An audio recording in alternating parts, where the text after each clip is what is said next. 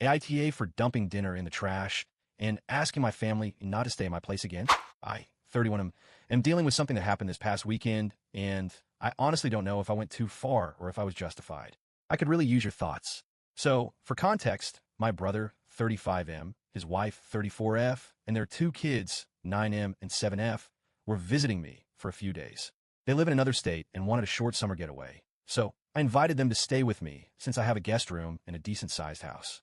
It wasn't the most relaxing few days, but I chalked that up to having kids around.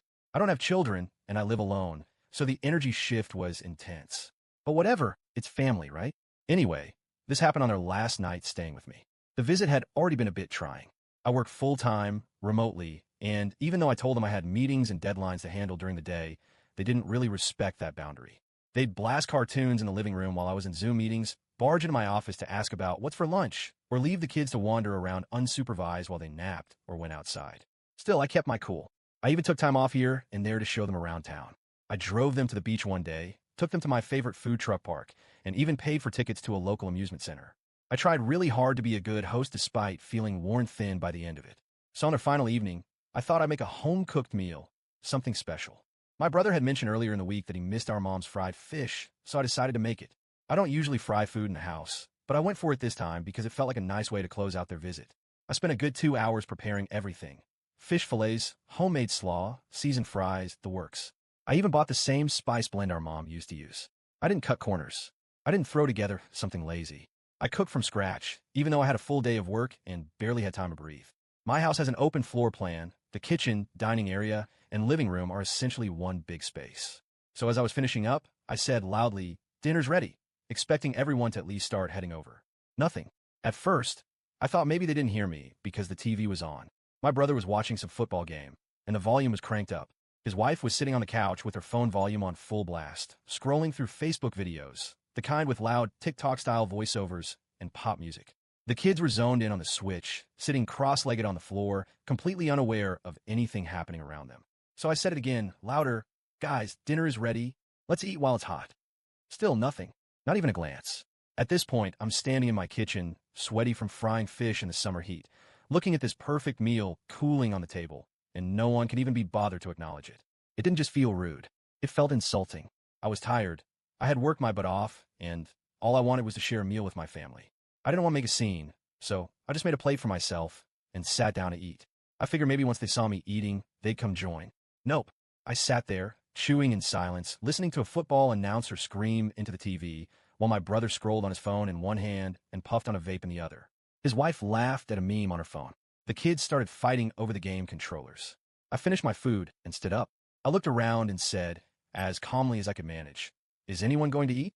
The food's getting cold." My brother stood up like I had interrupted his divine ritual and just said, "Yeah, in a minute. Gonna smoke first." And then he walked outside. His wife didn't even look up. She waved her hand at me like, "Just a sec." The kids didn't move. Didn't even pause the game. At that point, it had been 20 minutes since I first called everyone. I went back to the table, looked at the now lukewarm fish, which anyone who's ever cooked it knows doesn't reheat well, and I just snapped. I picked up every serving dish and scraped it into the trash. Every last fillet, every seasoned fry, every spoonful of coleslaw, dumped, tossed the paper towels over it, took the trash bag out and walked it right to the outside bin, slammed the lid. I walked back into the living room and said, not yelling, but firmly, "I'm not your servant. I spent hours making a meal, and not one of you could be bothered to even pause what you were doing to come to the table. That's fine. Dinner's over. I'm going to bed. I hope you had a great vacation, but please don't plan to stay at my place again." Dead silence. My brother stared at me like I'd just grown two heads. His wife blinked at me in disbelief. One of the kids whispered, "Why did Uncle throw away the food?" I didn't answer. I went to my room and shut the door. The next morning, I made myself coffee and a piece of toast. My guests shuffled around awkwardly, packing their things. No one really spoke to me. As they were leaving, my brother said, "You really didn't have to be such a jerk about it.